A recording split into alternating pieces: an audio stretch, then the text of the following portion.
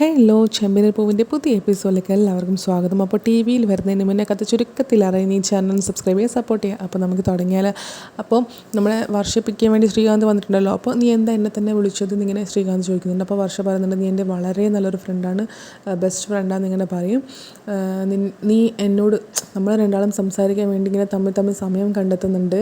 നിന്നോട് സംസാരിക്കുമ്പോൾ ഞാൻ അത്രയും ടൈം നിന്നോട് സ്പെൻഡ് ചെയ്യുന്ന അത്രയും ടൈം ഞാൻ വളരെ സന്തോഷവതിയാണ്, ഭയങ്കര ഹാപ്പി ഉണ്ട് എനിക്ക് നിന്നോട് സംസാരിക്കുമ്പോൾ എന്നൊക്കെ ഇങ്ങനെ പറയും.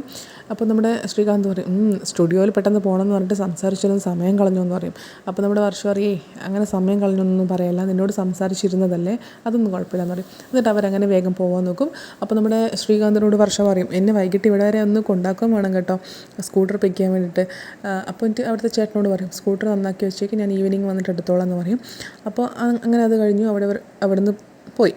പോകുന്ന വഴിക്കാണ് കുറച്ച് കഴിഞ്ഞപ്പോൾ തന്നെ നമ്മുടെ വർഷയുടെ അമ്മയും അച്ഛനും ഇത് കാണും. അപ്പോൾ ഇത് കണ്ടപ്പോൾ തന്നെ നമ്മുടെ അമ്മയ്ക്ക് നല്ലോണം കലി കയറും, ദേഷ്യം വരും. എന്നിട്ട് അവൾ ആരുടെ കൂടെയാണ് പോകുന്നത് നോക്കിയോട്ടെ, ഇതിനാണോ ഇവൾ വീട്ടിൽ നിന്ന് സ്റ്റുഡിയോ എന്ന് പറഞ്ഞിട്ട് ഇറങ്ങിയത്, അവൻ്റെ കൂടെ ചുറ്റിക്കറങ്ങാനാണോ? അപ്പോൾ നമ്മുടെ അച്ഛൻ പറയും, വർഷയുടെ അച്ഛൻ പറയും, ഇനി അവളുടെ ഫ്രണ്ടായിരിക്കുമോ അത്? അപ്പോൾ അമ്മ പറയും, എനിക്കങ്ങനെ തോന്നുന്നില്ല, അവൾ ഒട്ടി ഒരുമിയിരിക്കുന്ന കാണുന്നില്ലേ, ചിരിച്ചും കളിച്ചൊക്കെ പോകുന്ന കാണുന്നില്ലേ എന്നൊക്കെ പറയും.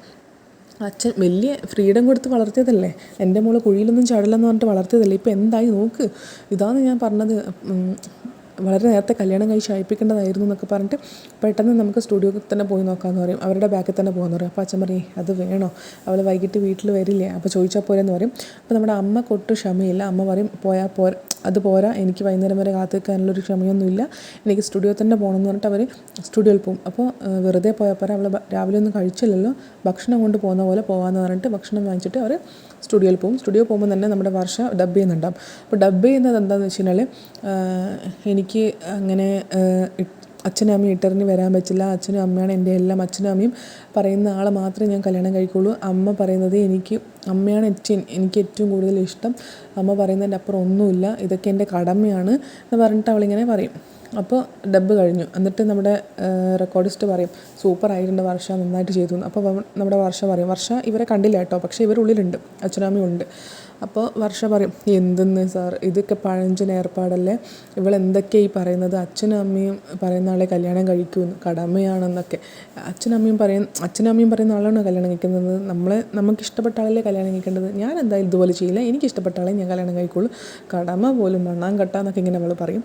ഇതൊക്കെ നമ്മുടെ അച്ഛനും അമ്മയും കേൾക്കുന്നുണ്ട്. ആദ്യം അവൾ ഡബ് ചെയ്യുന്ന കേട്ടപ്പോൾ നമ്മുടെ അച്ഛനും അമ്മയ്ക്ക് ഭയങ്കര സന്തോഷമായിരുന്നു, പക്ഷേങ്കിൽ ഇത് കേട്ടപ്പോൾ നേരെ തിരിച്ചുപോയി.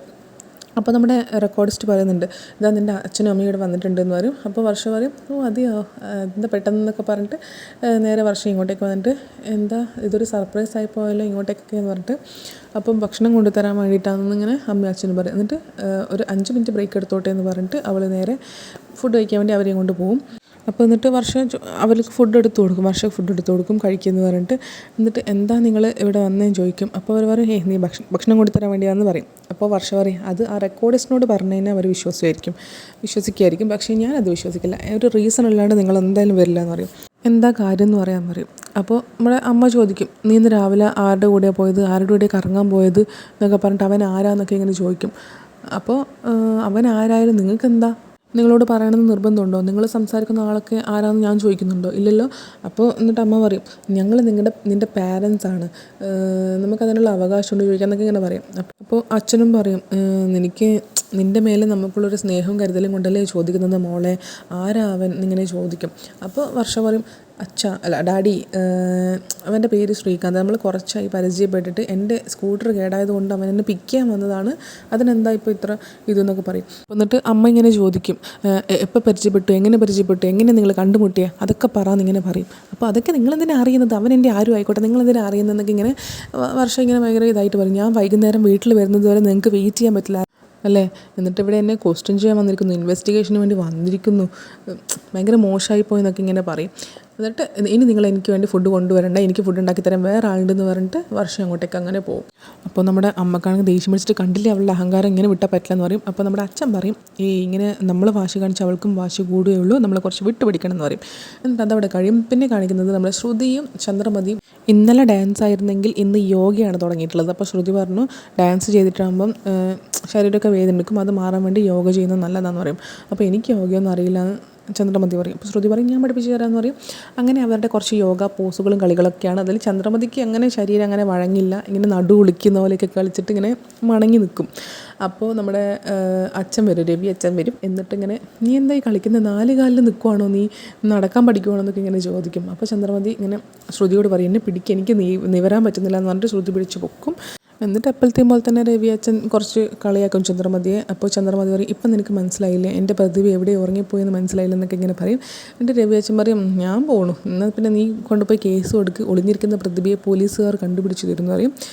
എന്നിട്ട് ഞാൻ പോകണമെന്ന് പറഞ്ഞിട്ട് പോകുമ്പം രേവതി ഇങ്ങോട്ടേക്ക് വിളിക്കണമെന്ന് ചന്ദ്രമതി പറയും. എന്നിട്ട് അങ്ങോട്ടേക്ക് പോകും. അപ്പോൾ രേവതി ആണെങ്കിൽ മുറ്റടിച്ച് വരുമായിരിക്കും. താഴെ പോയിട്ട് നമ്മുടെ രവി അച്ഛനെ ഇങ്ങനെ പറയും നിന്നെ ചന്ദ്രമതി വിളിക്കുന്നുണ്ടെന്ന് പറയും. അപ്പോൾ എന്നിട്ട് എന്തിനാണ് വിളിക്കുന്നതെന്ന് ഇനി ചോദിക്കും. അപ്പോൾ നമ്മുടെ അച്ഛൻ പറയും അതെനിക്കറിയില്ല, അവർ മേലെ നിന്ന് യോഗ കളിച്ചുകൊണ്ടിരിക്കുകയാണ്, അവൾക്ക് ഇന്നലെ ഡാൻസ് കളിച്ചിട്ട് ശരീരം വേദന എടുക്കുന്നു എന്ന് പറഞ്ഞു, അതുകൊണ്ട് യോഗ കളിക്കുകയാണെന്ന് പറഞ്ഞു. അപ്പോൾ രേവതി പറഞ്ഞു ഇനിയിപ്പോൾ ചൂട് പിടിക്കാനായിരിക്കും എന്നെ വിളിക്കുന്നതെന്ന്. അതൊന്നും ആയിരിക്കില്ല എന്ന് അച്ഛനും പറഞ്ഞു. അപ്പോഴത്തേക്ക് രേവതി ഇങ്ങനെ വിളിച്ചു. എന്നിട്ട് രേവതി അങ്ങോട്ടേക്ക് മേലെ പോയി. അപ്പോൾ രേവതി ചോദിക്കും എൻ്റെ അമ്മ എന്തിനാണ് വിളിച്ചതെന്ന് ചോദിക്കും. അപ്പോൾ ഒരു കോഫി ഉണ്ടാക്കി തരാൻ വേണ്ടിയിട്ടാണ് വിളിച്ചത്. അങ്ങനെ കോഫി ഉണ്ടാക്കാൻ വേണ്ടി പറഞ്ഞിട്ട് രേവതി അങ്ങോട്ടേക്ക് പോകും. അപ്പോൾ നമ്മുടെ ഇനി ബ്രീത്തിങ് എക്സസൈസ് ചെയ്യാമെന്ന് പറയും ശ്രുതി. ടെറസിലേക്ക് പോകാൻ പറഞ്ഞിട്ട് അവർ ടെറസിലേക്ക് പോകും. അപ്പോൾ ശ്രീകാന്ത് ഉണ്ടാവും അവിടെ, ഫോൺ വിളിക്കുന്നുണ്ടാവും. അപ്പോൾ നീ എന്താടാ ഇവിടെ എന്നിങ്ങനെ ചോദിക്കും ചന്ദ്രമതി. അപ്പോൾ പറയും ഞാൻ വെറുതെ ഇങ്ങനെ വെയിൽ കൊള്ളാൻ വേണ്ടി വന്നതെന്ന് ശ്രീകാന്ത് പറയും. നിങ്ങളെന്താ എവിടെയും ചോദിക്കുമ്പം യോഗ ചെയ്യാൻ വേണ്ടി വന്നതെന്ന് പറയും. എന്നിട്ട് ശ്രുതി പറയും വേണേ നീയും കൂടിക്കോ, ഇനി എപ്പോഴും ആൻറ്റി യോഗ ചെയ്യുമെന്ന് പറയും. അപ്പോൾ ശ്രീകാന്ത് പറയും ഞാനില്ല, ഇതൊന്നും എനിക്ക് വഴങ്ങില്ല എന്ന് പറയും. എന്നിട്ട് ശ്രീകാന്ത് അങ്ങോട്ടേക്ക് പോകും. ഇവർ ബ്രീത്തിങ് എക്സസൈസ് ചെയ്യാൻ തുടങ്ങും. അതൊക്കെ കുറച്ച് കോമഡി ആയിട്ട് പറയുന്നത്. അപ്പോഴത്തേക്കും രേവതി ചായ കൊണ്ടുവരും, കോഫി കൊണ്ടുവരും. കോഫി കുടിച്ചപ്പോൾ തന്നെ നമ്മുടെ ചന്ദ്രമതി അത് തുപ്പിക്കളയും. അപ്പോൾ ഇന്നത്തെ എപ്പിസോഡ് അത്രയേ ഉള്ളൂ. Thank you so much.